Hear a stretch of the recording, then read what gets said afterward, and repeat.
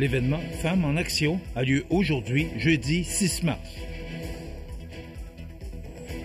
Guerre tarifaire, la Chambre de commerce de la MRC de Montmagny sonne l'alarme. Les humains derrière les logements sociaux, une exposition à découvrir.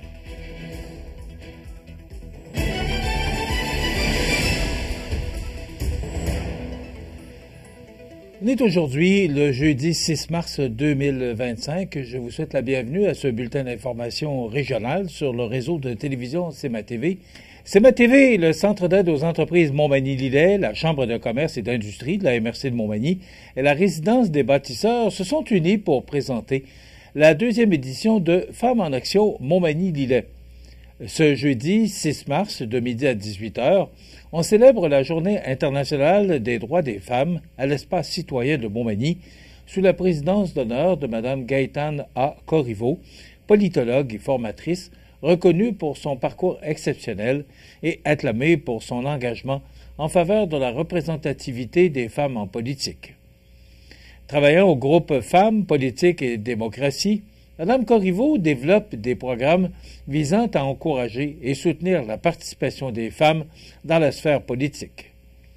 Nous associons souvent la phrase suivante à Simone de Beauvoir. « Il suffira d'une crise politique, économique ou religieuse pour que le droit des femmes soit remis en question.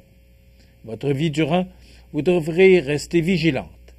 Certes, nous avons accompli des progrès considérables pour la place des femmes dans notre société, mais il est impératif de rester vigilante et de travailler main dans la main avec nos alliés, a-t-elle conclu. Ensemble, nous devons continuer à créer un avenir plus inclusif et équitable pour toutes, de nous partager fièrement Mme Gaëtane Corriveau, présidente d'honneur de Femmes en action Montmagny-Lillet, édition 2025. Parmi les nouveautés de cette deuxième édition, une zone économique sera dédiée aux femmes en affaires ou souhaitant se lancer dans l'entrepreneuriat. Des experts seront présents pour offrir écoute et conseils personnalisés. L'après-midi sera enrichi par 2 panels de discussion, dont le premier, Entrepreneuriat au féminin, histoire de réussite locale, portant sur des femmes d'affaires inspirantes en Montmagny-Lillet, dont Claudine Landry, de la librairie Livre en tête, et Manon Leclerc, de la boulangerie Cibuet.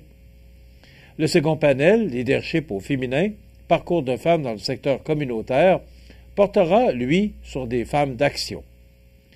De plus, comme l'an passé, plus d'une vingtaine de kiosques variés seront à la disposition des participantes, répondant à tous les goûts et intérêts. Nous sommes fiers d'avoir réuni des femmes autour d'une table de travail pour préparer une journée inspirante comme Femmes en action.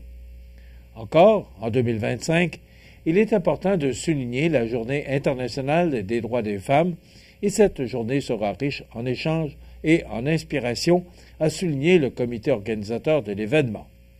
Notez que l'entrée est absolument gratuite pour tous. Selon les estimations, une entreprise sur 3 pourrait être contrainte de fermer si les surtaxes de 25 % imposées par les États-Unis perdurent. Devant ce scénario catastrophique, plusieurs entreprises n'auront d'autre choix que de refiler les coûts aux consommateurs, réduire leur production ou même déplacer leurs opérations chez nos voisins du Sud. Pour Véronique Proulx, présidente et directrice générale de la Fédération des chambres de commerce du Québec, les mesures d'urgence mises en place, comme le programme Frontières, qui vise à offrir des liquidités aux entreprises touchées, sont essentielles, mais elles ne règlent pas le problème à long terme. Elle insiste sur la nécessité de mettre en place des solutions permanentes pour protéger la compétitivité des entreprises, notamment en améliorant leur productivité. Même son de cloche du côté d'Alexandra Lemieux, présidente de la Chambre de commerce locale, qui appelle à transformer cette crise en opportunité. Selon elle, il est impératif d'alléger le fardeau fiscal des entreprises québécoises et de favoriser les échanges commerciaux à l'intérieur. Depuis des années, nos entrepreneurs demandent une plus grande facilité d'échange entre les provinces et une réduction des surtaxes qui pèsent sur eux. Aujourd'hui, plus que jamais, il faut leur donner les outils pour affronter cette tempête économique et leur permettre d'être compétitifs à l'échelle mondiale selon Mme Lemieux. Si le gouvernement canadien veut répondre aux surtaxes américaines, il doit le faire intelligemment. Taxer de 25 % certains produits critiques importés des États-Unis sans alternative canadienne mettrait encore plus en péril les entreprises locales. Mme Proulx met en garde contre une deuxième vague de taxation. Le gouvernement canadien doit éviter de mettre une deuxième taxe sur nos exportateurs. Si cette deuxième liste de produits à taxer inclut les entrants des entreprises qui sont déjà touchées par les tarifs américains, cela pourrait mettre en péril la survie de dizaines d'entre elles, ajoute-t-elle. Selon Mme Proulx, il est urgent que les gouvernements envoient un signal clair aux entreprises. La clé pour sortir de cette crise, c'est la productivité. Il faut, à la fois, augmenter la taille de notre marché, de notre marché interne, en favorisant le contenu local dans nos contrats publics et diversifier nos marchés d'exportation pour assurer la croissance de notre économie. Le développement de nos ressources naturelles devra aussi être accéléré avec des échéanciers ambitieux, conclut Mme Proulx. Les humains derrière les logements sociaux, une exposition à découvrir. On vous donne tous les détails après la pause. Le restaurant Pizzeria Porto Bellissimo, un incontournable à Saint-Jean-Port-Joli. Pizza débordante de garniture, menu varié et abordable. Délicieux dessert avec des produits de grande qualité des gâteries de l'Ami. Porto Bellissimo et les gâteries de l'Ami, route de l'église à Saint-Jean-Port-Joli. Animalerie Montmagny, on aime vos félins, parfois taquins. Oui, vos chiens, même les coquins. Vos oiseaux qui chantent en duo, c'est pour l'amour des animaux. Animalerie Montmagny, pour l'amour des animaux. Le 6 mars, ne manquez pas la deuxième édition de Femmes en Action, un événement organisé par CEMA TV pour souligner le droit des femmes.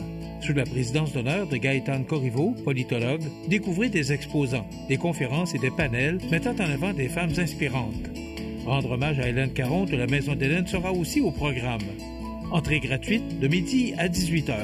Un événement en collaboration avec le Centre d'aide aux entreprises Montmagny-Lillet et la Chambre de commerce de Montmagny. Vous regardez CEMA TV, le réseau de l'information sur la Côte-du-Sud.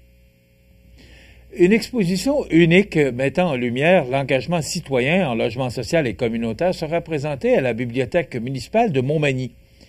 Du 11 mars au 17 avril 2025, Les humains derrière les logements sociaux est une exposition photo qui met en lumière l'engagement citoyen en logement social et communautaire. À travers une série de photographies poignantes, l'exposition illustre le quotidien des résidents engagés qui, loin des clichés, participent activement à l'amélioration de leur milieu de vie. Une façon concrète de montrer que ces citoyens locataires sont des acteurs clés du tissu communautaire. Ce projet ambitieux a été rendu possible grâce à un financement de plus de 134 000 $ du Fonds québécois d'initiative sociale en collaboration avec le ministère de l'Emploi et de la Solidarité sociale. Pour la ministre responsable de la Solidarité sociale et de l'Action communautaire, Chantal Rouleau, ce projet est un exemple concret de la force du travail collectif. Cette exposition permet de mieux comprendre l'importance du rôle de chacun et chacune dans sa communauté. Elle valorise l'engagement des citoyens et contribue à briser les préjugés.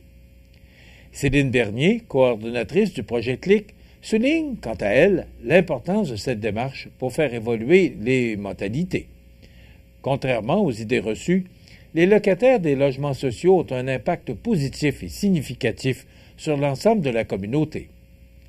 L'exposition itinérante, qui parcourt la région de Chaudière-Appalaches, capture des moments de vie authentiques et met en lumière les femmes et les hommes qui transforment leur environnement au quotidien.